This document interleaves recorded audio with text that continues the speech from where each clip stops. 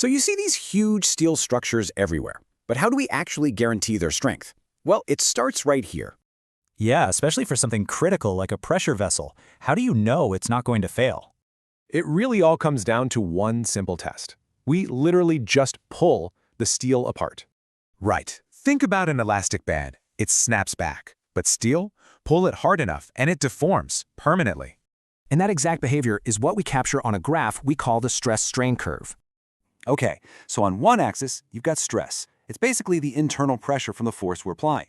And on the other axis is strain. That's just how much the steel is stretching. Pretty simple. So at the very beginning, when we pull, the steel acts just like a super stiff spring.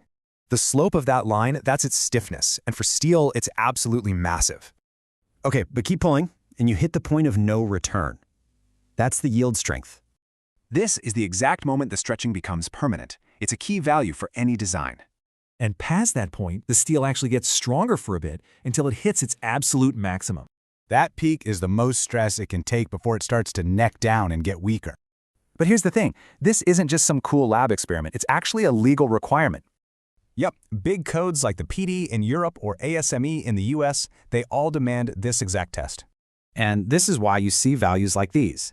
Each steel grade has a guaranteed minimum strength.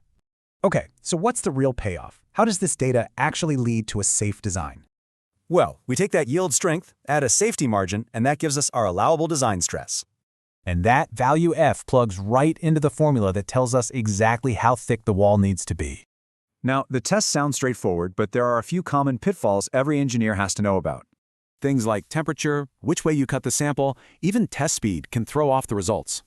So really, it's not just a piece of steel. It's science, it's safety, all proven by this one test.